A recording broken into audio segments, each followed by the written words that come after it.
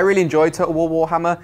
These are two franchises that I've wanted to meet for years, and they both have unique aspects that kind of, they were meant to be together. You've got the grand battles of fantasy of Warhammer and also the large campaigns, giant maps, and massive amounts of infantry from Total War, and they both work together wonderfully in a way that I've been hoping for since I've been about 14. Total War Warhammer was pretty cool. I struggled with some areas. There was less of a tutorial than in earlier Total War games, so there was quite a bit of assumed knowledge, at least in the state that it's currently in right now. I know they're still working on some things, which has contributed to the delay, things like balancing, but I found early on it was easy to forget that you had a settlement way back where that needed to be defended. Each race plays very differently. The humans are kind of like your most classical Total War factions with the addition of magic and griffins, whereas dwarves are very defensive and focus on artillery and even have a book of grudges where they take note of any time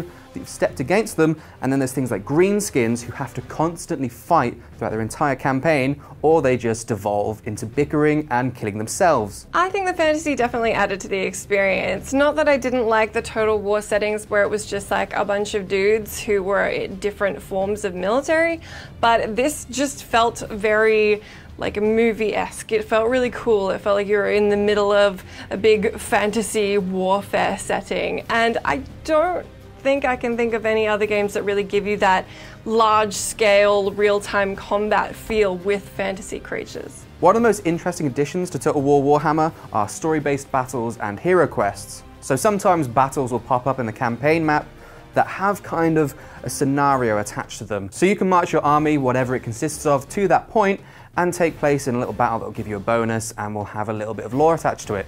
Whereas hero quests are how you develop your legendary lords. So in the case of the vampire count, Manfred von Carstein, he will have a set of quests, and if you accomplish said quests, whether it's to take a town or sack somewhere or kill a war boss, you will unlock new mounts, new weapons, new war gear. And each piece of war gear gives a bonus, whether it's a legendary aura or attack or spells, anything like that.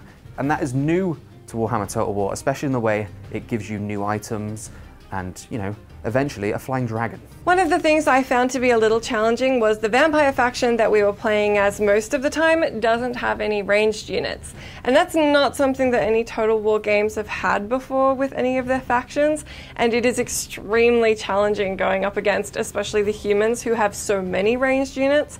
One of the skirmish battles that we got to play, which was removed from the campaign, was us being the humans against a bunch of vampires, and it was pretty easy to wipe them out with ranged units. So being on the other side of that was really tricky, and I think it's going to just take experience with the faction and figuring out where the advantages are against the other sides, and that's something the Total War developers are working with to try and rebalance, and I'm sure we'll have to work with to figure out. So it should get better. One thing I was a little bit disappointed in, as someone who came from a background of painting the Warhammer figures and collecting them, I always went off color scheme when I was painting my little figures, and Total War Warhammer isn't really giving you much in the way of customization when it comes to your entire army.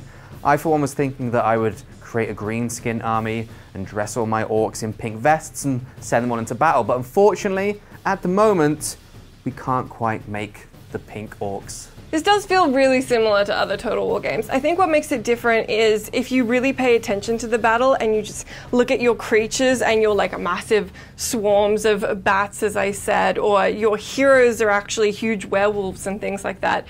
That is so different. It's like a completely familiar Total War format with this other injection of a really cool fantasy theme that I think works quite well from what I've seen so far. I think the Warhammer franchise and the Warhammer lore adds a lot to Total War. Previously, Total War felt like you were kind of creating your own game and your own story.